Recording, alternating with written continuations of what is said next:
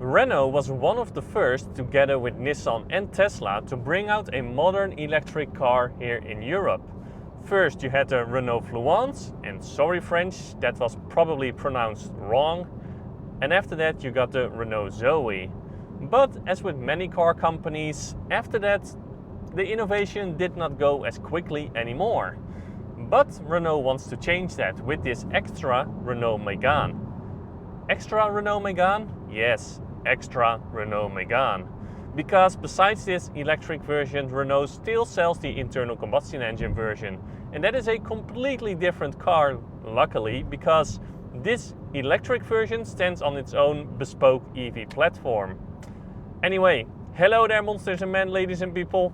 This is the Renault Megane E-Tech 100% electric, and welcome to Recharging.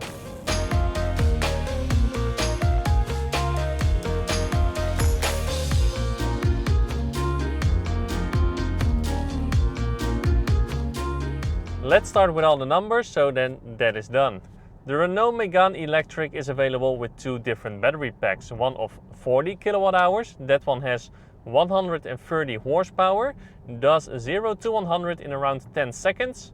Yeah, I know, that is quite slow for an electric car. Has a top speed of 150 kilometers an hour and a WLTP range of around 300 kilometers. Then there's this version, the 60 kilowatt hour battery pack. That one has 220 horsepower, does 0 to 100 in 7.4 seconds. Still not insanely quick, but quick enough. Has a top speed of 160 kilometers an hour and a WLTP range of around 440 kilometers. Together with the MG4 Electric, this Renault Megane is for now the only competitor to the Volkswagen Group cars, the ID.3 and the Cupra Born.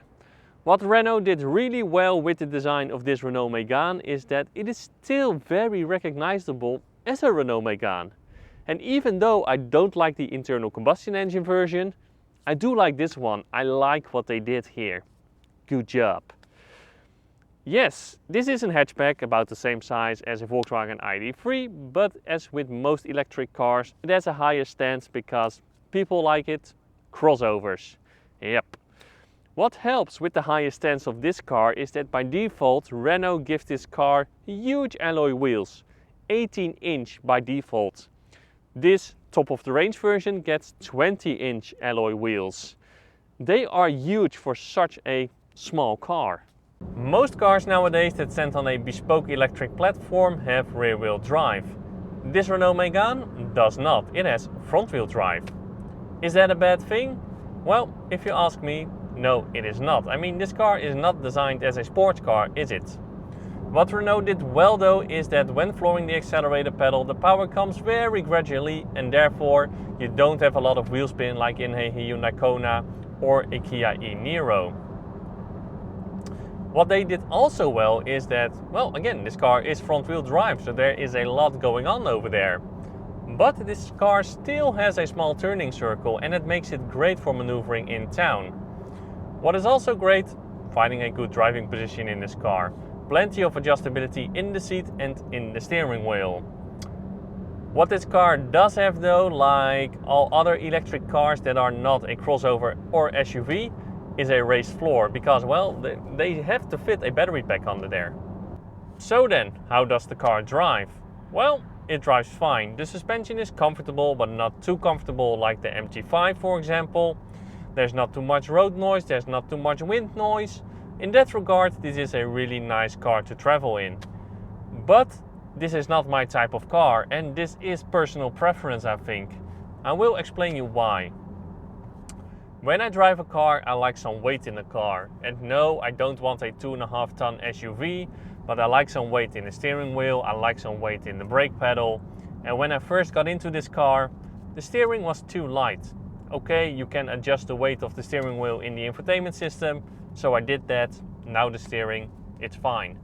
But then the brake pedal, you cannot adjust that in the infotainment system and I find the brake pedal too grabby. Again, I like some weight, but this brake pedal, press it just a little bit and boom, you come to a complete stop. I find it very difficult to brake with this car in stop and go traffic. Personally, again, I don't like it. And maybe you don't mind this, and then this is an excellent car for you and you really have to try it yourself. But again, for me, personal preference, this is not my type of car. What is not personal preference though, is the visibility to the rear. It is really terrible. Really tiny rear window, really huge C-pillars. Again, really terrible. And maybe that is one of the reasons why Renault decided to put in a digital rear view mirror. So you have the rear view mirror over here. That can be a normal mirror, but you can also see the output of a camera mounted above the rear window. Let's not forget about the rear of the Renault Megane. And first, the rear doors, or more specifically, the rear door handles. Because as you can see, they are not at their usual place. No, Renault has put them here at the rear window. That gives this car a cleaner look and better aerodynamics. Then the rear of this car. Anyway, this section. Again, very recognizable as a Renault Megane, and I do like it. They did a good job. But looks are a subjective thing, so let me know what you think. If I open up the boot, which I can do by a button here on the tailgate, and for some reason it feels old-fashioned, but it doesn't matter. You open up the boot here, and if I open it up, you get a boot space of 440 liters. And one thing that I noticed is that the boot is very deep, benefit of front-wheel drive, but the boot is not that long. And therefore, and I never said this before, is that you really have to look if the shape of this boot suits your needs. If I fold down the rear seats though, you do not get a flat floor, but you get a boot space of 1330 liters. Again, no frunk. Now let's talk about the real-world efficiency of this car, because WLTP numbers are nice, real-world efficiency is all that matters. As I have already said, I am currently driving the 60 kWh version of this Renault Megane Electric. And I can say with a smile on my face that yes, this is an efficient car. Efficient cars make me happy. The WLTP range of this car is 430 kilometers, and when driving on mixed roads, yes, you can do that. You can do 430 kilometers. An average consumption of around 13.5 to 14 kilowatt hours per 100 kilometers, that is really good. Driving a bit faster on the highway, 100 to 110 kilometers an hour, you'll probably get a range around 350 kilometers, maybe even a little bit more. Driving even faster, 130 kilometers an hour, you can expect around 300 kilometers in these conditions. But again, I find the Renault Megane an efficient car, and that makes me happy, really happy. In terms of electric driving, this car does not have a one-pedal drive mode. You do have flippers behind the steering wheel to determine the amount of regeneration that the car does when you lift your foot off the accelerator. But for some reason, when you turn off the car and then turn it on again, it is reset to level 1. And I like it on level 3. And there's no way in the infotainment system that you can say, hey, when the car is starting up, please set the regen to level 3. So Renault, please add that with a software update. Yes, I know this is not the best parking I have ever done, but I am not here to talk about my parking, but about the charging of the Renault Megane Electric. And as one of the few EVs out there, this Renault Megane Electric has a 22 kilowatt onboard charger, and then charging from 0 to 100%, the larger battery pack only takes 3 hours and the smaller battery pack only 2 hours. Charging on a 11 kilowatt charger takes twice as long. Personally, a 22 kilowatt onboard charger is a bit overkill in my opinion, but hey, that is not my decision to make. Fast charging the Renault Megane, the smaller battery pack can take a maximum of 85 kilowatts, and then charging from 10 to 80% will take around half an hour. The smaller battery pack can take a maximum of 130 kilowatts, and then charging from 10 to 80% also takes half an hour. Let's have a look at the rear seats. The seat in front of me is in my typical driving position. I am 1 meter and 85 centimeters and I do have some knee room left, but in a Volkswagen ID.3, this is better.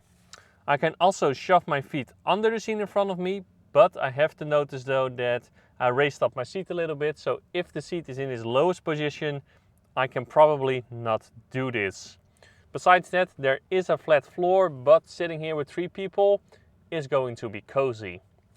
This car has the same problem as other non-SUV electric cars, and that is that the floor of this car is quite high because, well, there is a battery pack under there. And therefore your legs are raised up and therefore you do not have support here under your thighs. And for some people this may get uncomfortable on longer trips. Headroom, I do have headroom left. Besides that, well, this is a very dark place to be in, especially with this dark interior. I don't know if other colors are available, but the windows are quite tiny and, well, it is just a very dark place to be here at the rear of this car. I do have 2 USB ports, pockets here at the back of my seat, but I don't have an armrest. The interior of the Renault Megane is a nice place to be in, a lot nicer than the Volkswagen ID.3. Soft touch materials are being used where they should have been used, like here on the door and here at the center console. But here on top of the dashboard there is some hard material. But to be honest, I never really understood why people want soft touch on the dashboard because, well, you never touch it. In this Renault Megane though, that hard material is wrapped in a leather look material with some stitching and it actually looks really nice. But the same thing applies here in the front as the rear. It is pretty dark in here. Cubby space then, well, the door pockets are not that big. The door pockets do have fabric in them though, so things don't rattle around in there. But again, the door pockets are not that big. Under the center armrest, well, the cubby is okay, also not huge. But here in the center console there is some massive storage space and you do have dividers like this one, so you can make cubbies as big or small as you want. And hidden way under there is also a 12-volt socket. And the glove box is of a decent size. Then I have to talk about this section over here, the steering wheel, because on the steering wheel there are buttons that look like touch sensitive buttons, but they are not. They are physical buttons, so really nice Renault, well done. But then on the right side of the steering wheel you do have 3 handles. 3! It looks kind of messy in my opinion. You do have 1 handle for your media controls, so your volume, your source, Bluetooth audio or radio, for example. 1 for your wipers and 1 for your drive selection. If Renault was a bit smarter with the buttons on the steering wheel, they could have at least got rid of the media control handle and things would have looked cleaner, but well, this is a design decision of Renault. In terms of infotainment, Renault made the decision to not develop their own infotainment system anymore, just like Volvo and Polestar. And that is a good decision if you ask me. Renault is now using Android Automotive just like Volvo and Polestar. And where in a Volvo the interface is really Volvo-ish, and that is a bit hit and miss if you ask me. Here in the Renault it looks a lot like the system in the Polestar, and that is an intuitive system to use. And so is this one. And it is also very responsive. So yeah, it is a very nice system to use. And well, it is Android, so that means you have Google Maps for your navigation. You do have an app store to install different apps on the system. But besides that, you do still have support for Apple CarPlay and Android Auto. That sounds a bit strange maybe, also support for Android Auto, but some apps don't work on Android Automotive, like Waze, but they do work on Android Auto. And under the infotainment screen there are still physical buttons, so physical controls for your climate control. Well done. When I talk about all the driving and safety features of a new car, it gets a bit repetitive, and the same thing applies actually to this Renault. What do I mean by that? Well, this is a new car, it is not a cheap car, so that means all driving and safety features are also available on this Renault Megane Electric E-Tech 100%. Totally wrong. But anyway, there is a funny gimmick though, and that is that the rear view camera and also the front view camera, they do turn a little bit with you turning the steering wheel. That's actually the first time I have seen that on a car. And I do have to give a shout out to the adaptive cruise control, and then especially the lane keeping assist. Because most cars, to keep you centered into the lane, they do very tiny corrections, and you can see that in the steering wheel when you are using the adaptive cruise control. But this car, it does not. It keeps you nicely centered into the lane without doing any minor corrections all the time. Very impressive. And also, most cars, to check if you are still alive and otherwise beep at you that you have to hold the steering wheel, use a system that measures the force that is being applied to the steering wheel.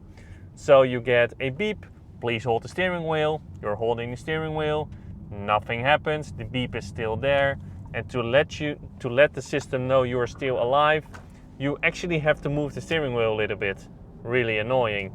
Well, I think this Renault uses a new system, a touch-based system, because when I let go of the steering wheel and it beeps at me that, hey, are you still alive? Please hold the steering wheel. You just hold it and the system goes away. The complaint goes away. Really nice. That's how all cars should have them.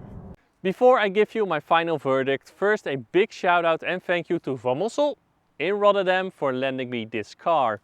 If you are looking for a new Renault or Dacia or Nissan or MG, definitely check them out. Link in the description below. So then, my final verdict of the Renault Megane E-Tech 100% electric, something like that. Well, the car is efficient, has good infotainment, and it drives well if you can live with the brake pedal. So conclusion, Renault just made a really good electric car. And that was the review of the Renault Megane Electric. Yeah, you see what I did there. I hope you liked it, and if you did, well, please give a like. If you have something to say, leave a comment, and it would be awesome if you subscribed. And then I would like to say now thank you a lot for watching, and as always, to be continued.